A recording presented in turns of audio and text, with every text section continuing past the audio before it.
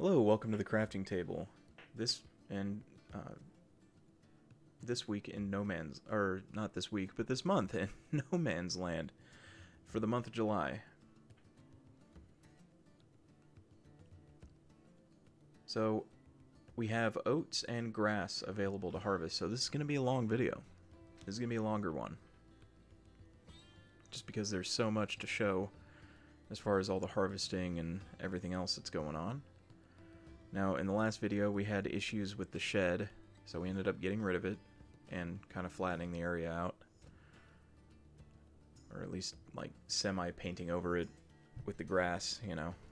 Re-landscaping, essentially. But we're going to go ahead and pick up the mower here, and we're going to start mowing all this grass. Starting with the biggest field.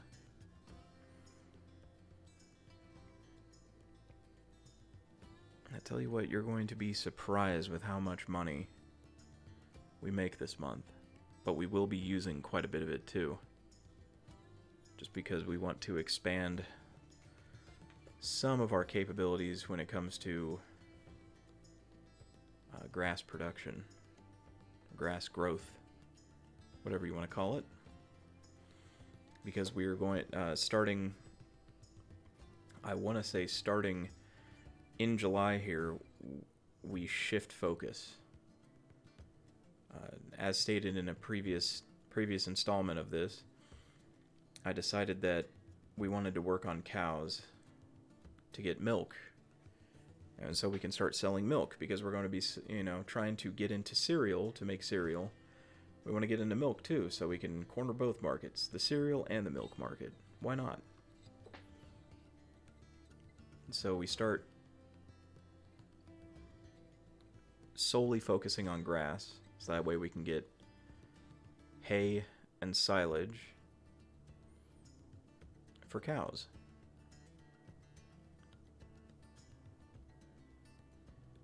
But to be able to afford cows and the equipment, we're going to be solely focusing on silage and the different pallets that we get every month to sell that. Now the silage we're holding on to until they're worth the most. Same thing goes for lettuce, tomatoes, strawberries, the wool. We'll be holding on to the wool until it's the most you can get out of it, or at least close to the highest amount possible. And I think that's it. We do have the flowers and the mushrooms, but those are going to be sold monthly. We're not going to wait on those. We're going to sell those monthly. Just because they produce so quickly that the shed that we're going to be putting all of our... The storage shed that we're going to be putting all of our bales and pallets and all that stuff into, it will fill up so quickly. We might actually have to end up buying another one. We'll put bales in one and then pallets in the other. I think at that point, we should be able to... we should be able to just save up everything the whole year. Except again for the mushrooms and the flowers. Those will be sold, like I said, monthly.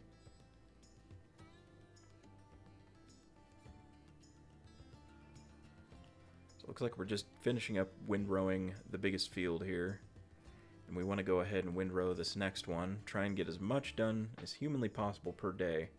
Because we want those bales wrapped and fermented ASAP.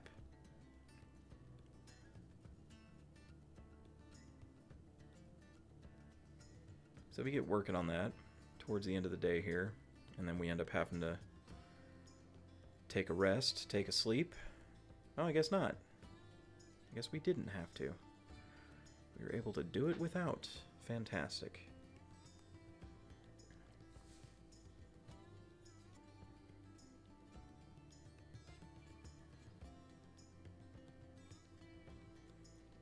Alright, so we sleep on to July 3rd. This is pretty funny. And in pops the honey.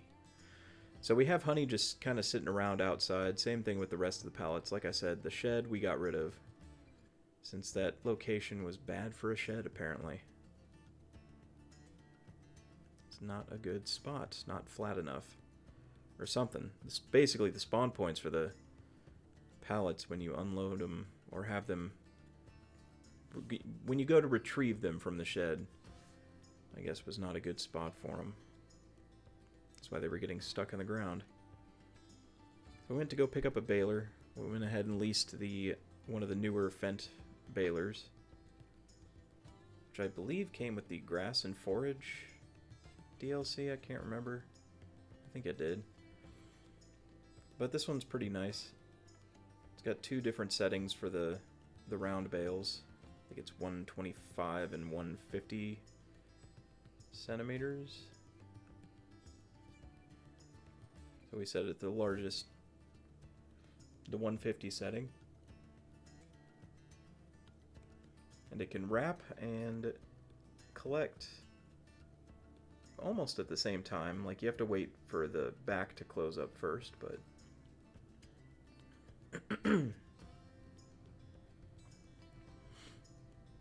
so we finished up this field. Now we're heading on to the next. We're going to try and bale as much out of this one as possible before 1700.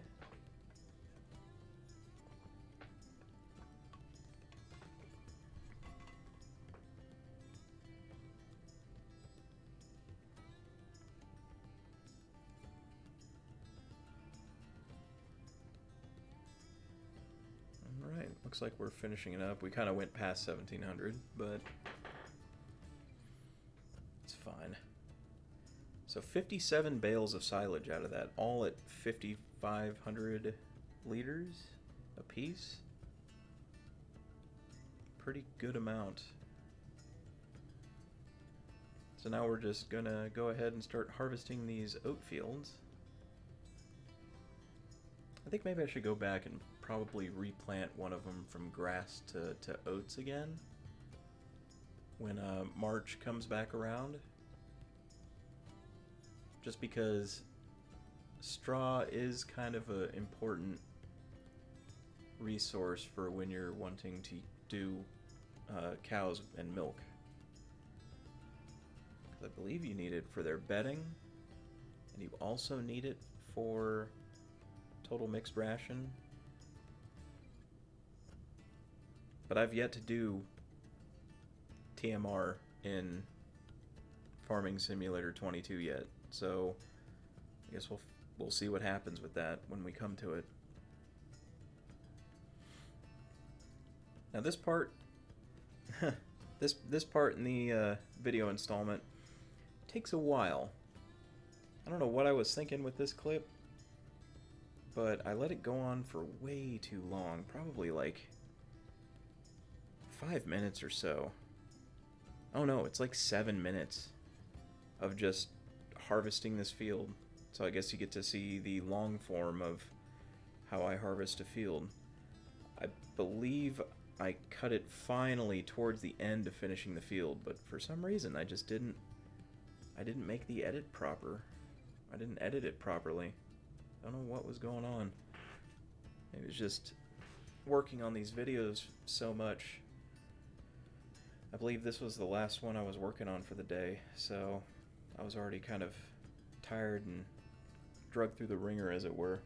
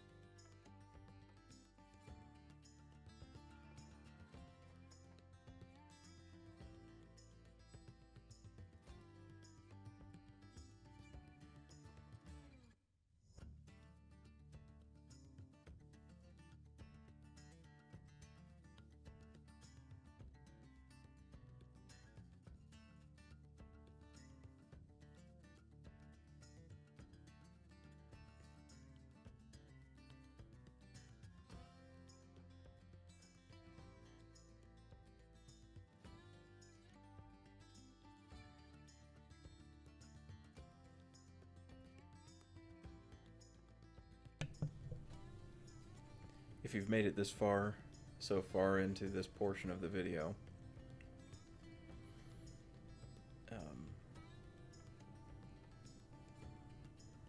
Thanks for bearing with me this far into it. It was kind of... The first time I went to record this voiceover, it really kind of annoyed me that I even did that. I was like, wow, I just must not have been awake, aware, or something. I think that calls for me to try and get more sleep when I can. Like, as often as I can.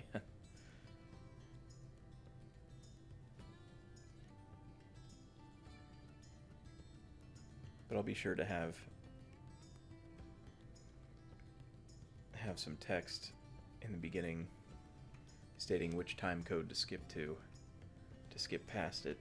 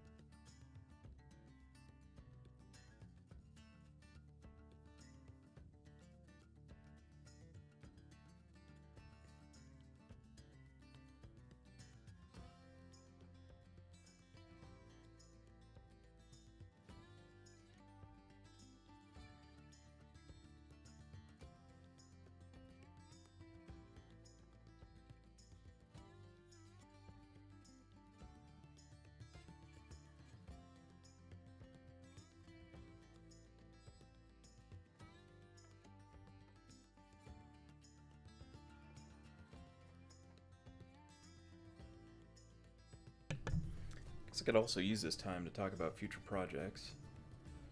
So, we do have the expansion for this coming out soon, which will involve being able to plant different things like carrots, and I believe parsnips was one of them. Parsnips and red beets, I think. Something like that. It'll be pretty interesting. I might incorporate some of that into this, but this is going to be kind of the only farming sim series I'm going to be running on my channel, basically for the remainder of Farming Sim 22's lifespan.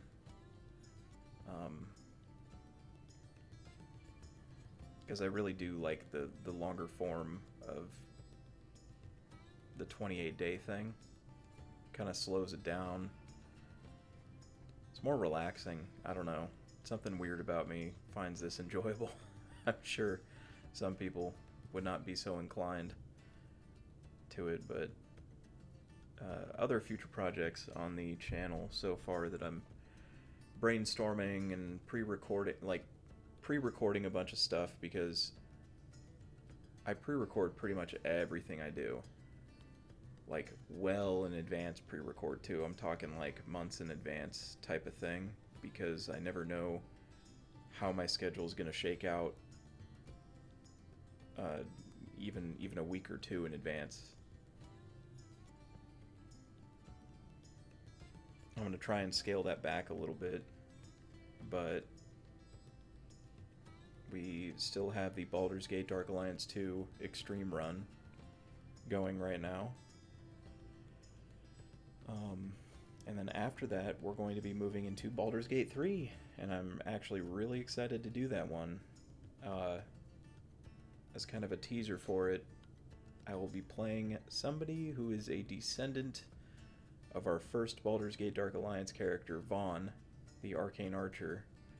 Unfortunately, there is no Arcane Archer subclass for fighter. So I've been looking through the spell lists for everything, including Eldritch Knight, and I decided Ranger would probably make the most sense to try and recreate Vaughn. But he's not going to be Vaughn. He's going to be Vaughn Vaughnson. Or Vaughn Jr. even. Vaughn the Third, possibly. I don't know how, the timeline of like when the events of Baldur's Gate Dark Alliance happen versus the first Baldur's Gate Dark Alliance happens versus when this is happening. But I know like between Baldur's Gate 2 and 3, it was like 150 years maybe. I can't remember. I saw something about that somewhere, but I can't remember the exact amount of time. Well, it looks like we finally dug head from rear end and skipped forward. So now we're on July 6th here, and we're finishing up this field over here. And then we should be on to the next field here soon. Anyway, back to the Baldur's Gate 3 idea. So I think he's just going to be... I'm just going to play a full ranger. I'm not going to multi-class or anything. I'm just going to go full ranger because at level 9, as a ranger, you get access to Lightning Arrow. Alright, looks like we're moving on to July 7th here and going on to this field. Fantastic. We're almost done with harvesting the wheat, which is great. And I want to say we harvested about a little under 48,000 liters of wheat, possibly. Moving on to July 8th, and we're going to be windrowing all that straw. But yeah, since there's no arcane archer, we're just gonna kind of make do with a ranger. Maybe his descendants kind of went away from the whole soldier fighter, you know, that type of setup, you know, light armored fighters type of thing, to move on to kind of be outlanders, or not outcasts, but outlanders, protecting, you know, fringe villages and whatnot with their abilities. That's kind of the idea I have for it. Looks like we're just baling up some straw here, finishing it all up.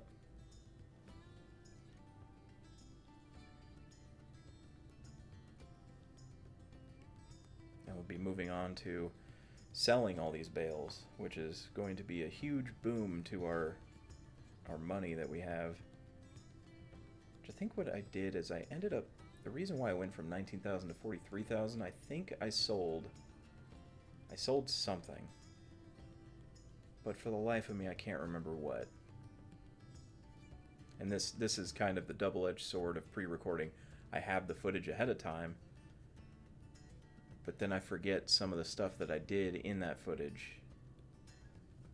So, but it's honestly the only way I can record footage right now, is pre-record it well in advance, so that way I have it, I can work on it. Alright, let's see how much money we make off of this first load of silage. Pretty good amount. Wow. 20,000. Little over 20,000. With just under 3,000 as a bonus. That's fantastic. So on to the next pile, or a load of silage to be sold. But yeah, honestly, that's the only way I can really find to do these recordings and get these videos out now, is by pre-recording well in advance and then editing as much as I can.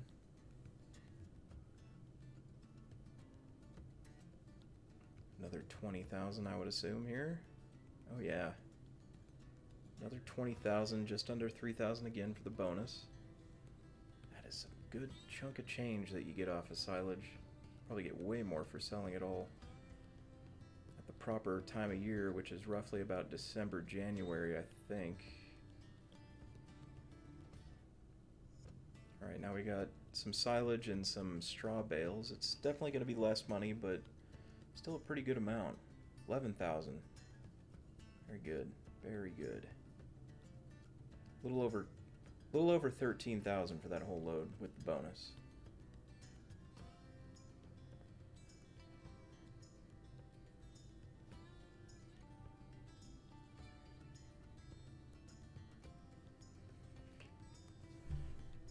But yeah, I basically try and help my amazing, wonderful editor, aka my wife, where I can with the edits, and when I can, as much as possible.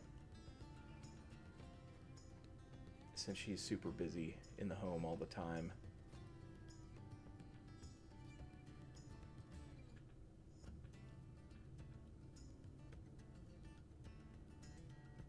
Alright, so then I buy this new field, or this new plot, and I get to working on it as soon as possible, because what I want to do is I want to expand that grass field. That grass field eventually will become a vineyard, as was kind of the plan to begin with. But since doing vineyards is really danged expensive, we had to shift gears. So what I'm going to do right now is, before I plow it, I'm going to outline it, sort of outline it kind of thing, by mulching it all first. So that way I get that little extra boost of yield for that first bit of grass that grows in on it. So I don't have to wait too long for it.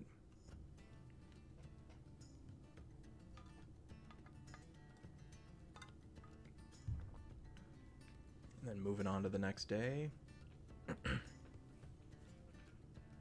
Now we're just off.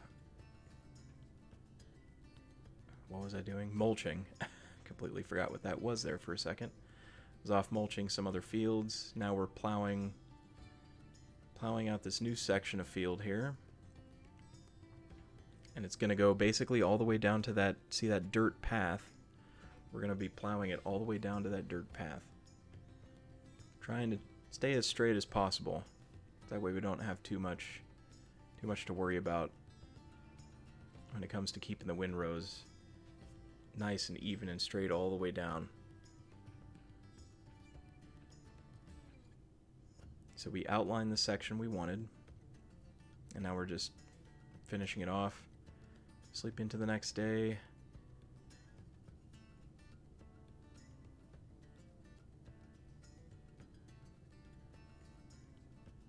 Just finishing up plowing this field, and then we're going to get grass in here as quickly as possible. We want this all kind of to grow roughly at the same time as the rest of it. If it doesn't, it'll be okay, because we'll cut the whole thing all at the same time, so that way it does. I think I had the same thought over here, was to make this into a field as well, but I don't remember if I followed through with it or not. I don't think I did. But I kind of want to, because it's extra, again, more silage, more money every single time we go to sell it. And honestly, if we can bank 250 bales of silage until November, December, January time frame, that's going to be a lot of cash. And then all the extras that can't fit in there, we can sell throughout the year to get more cash that way. But we want to bank as much as possible from the first cutting in April all the way to November. Excuse me. So now what we're doing is we're getting rid of this field. This field is going bye-bye. So we're going to go ahead and landscape over it.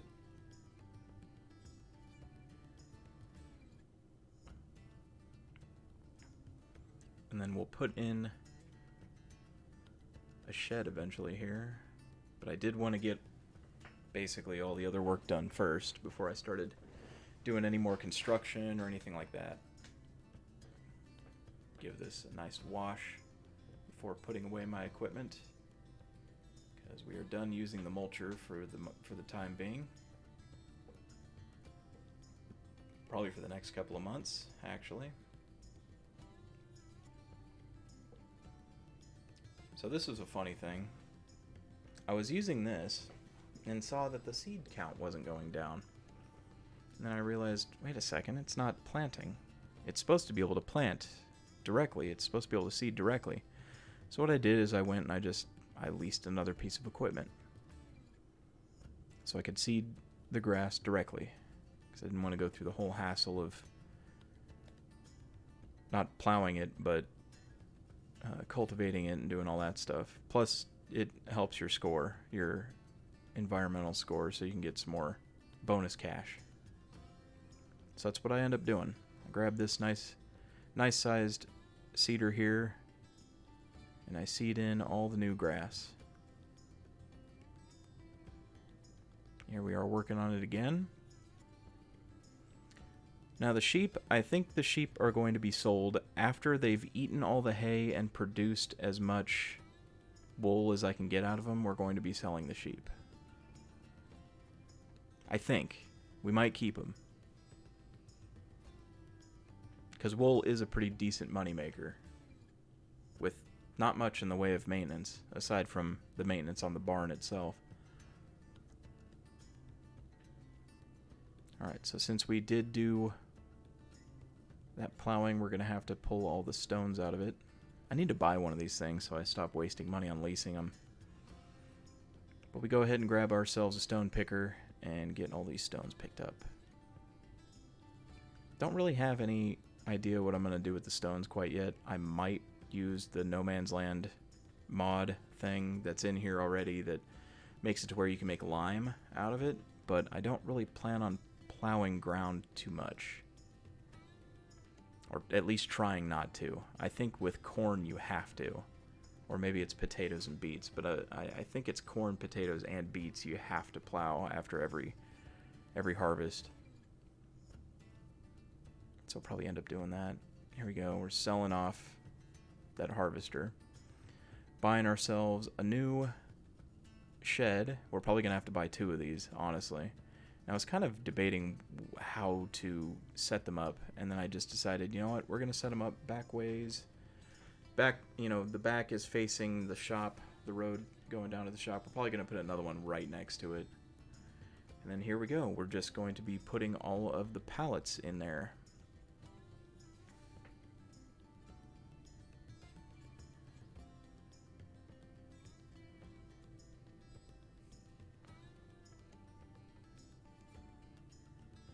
And these can hold 250 pallets, or bales. That includes cotton bales, even though cotton bales are massive. That also includes cotton bales. I don't know why I was sitting here already. Not done quite yet. Alright, now we're seeding in some more grass.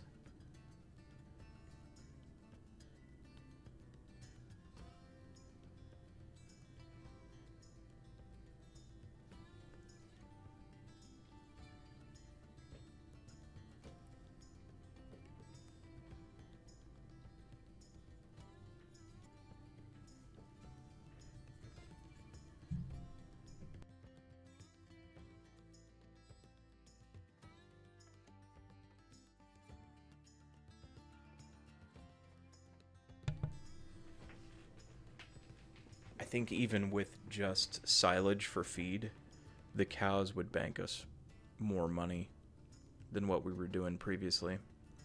And when I bought this section, this land plot here, I didn't even think, hey, there's that whole bit just south of the hill there that you could put in another small field. Probably something along the lines of wheat to get straw. Just thinking of that right now, and I've already recorded up to October. So maybe in November I'll start working on that. Probably a good time to do it too. Not much goes on between between November and March during the winter months. Not much goes on. We could do some logging, because that hill does have a lot of trees on it. But at the same time, I kind of just want to leave the hill alone. Work around the hill, you know? Don't try and put anything on the hill. I'd rather just keep the trees up there, I think. Maybe some of the ones that are closer towards the bottom of the hill, I can cut down and sell those. But for the most part, I want to keep that hill of trees intact.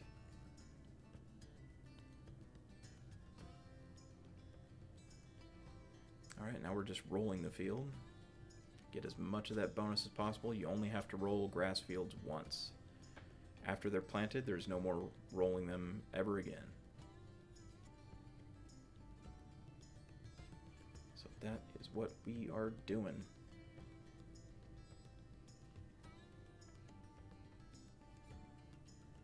Alright, moving on. See what we got left.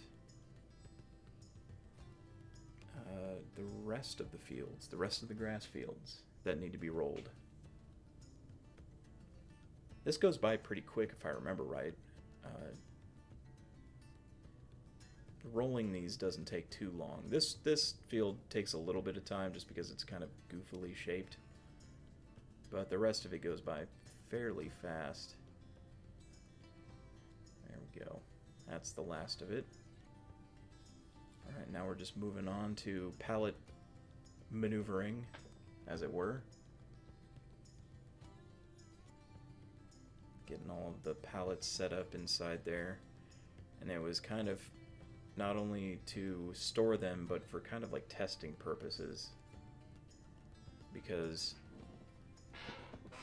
I was a little nervous about having this structure again, just because I was like, you know what?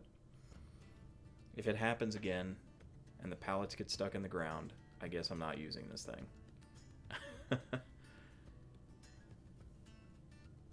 Just moving some more pallets here, some more mushrooms and flowers. I think you get about roughly about 14 of those a month. So that would take up basically half, almost, yeah, just over half. See, 14, well, 12 times 12 is 144, right? Am I right? I hope so. I don't want to sound like a doofus. I think 12 times 12 is 144. So 12 times 14? Let's see, 8? What is that, 158?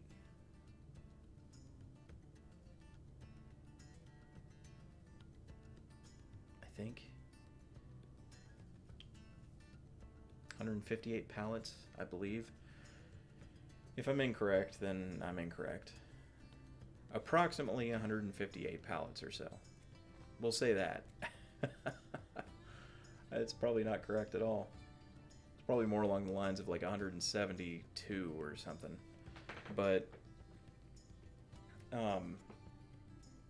that would be over half of one of those structures per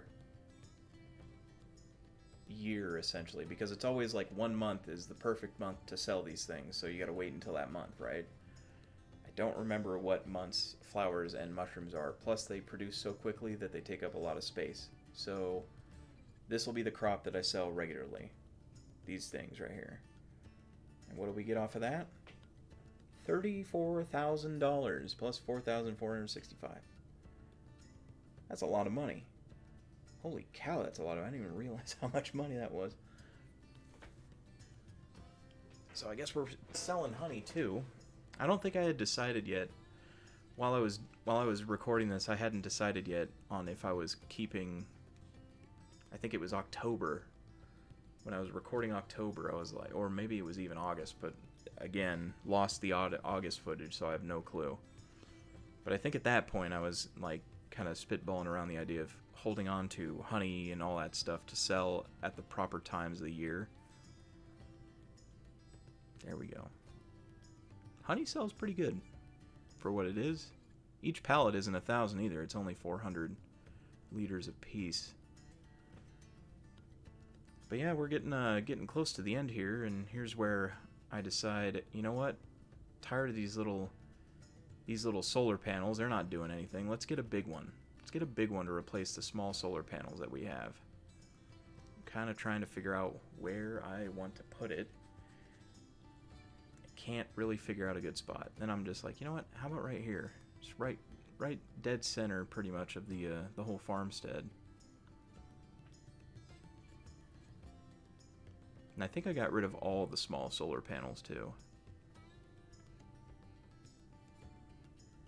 I was debating this a while in my head too.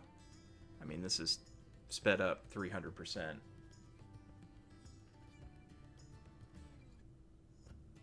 No, there's a small solar panel right there. I probably should have gotten rid of it. But in the end, I decide right there next to the workshop is the best spot to put it eventually, if I ever settle on that decision. There we go. Here we go. There it is. And that's it for this month in No Man's Land. Thanks for joining me. Hopefully you enjoyed yourself, and hopefully we'll see you next time. Until then, have a great night, everyone.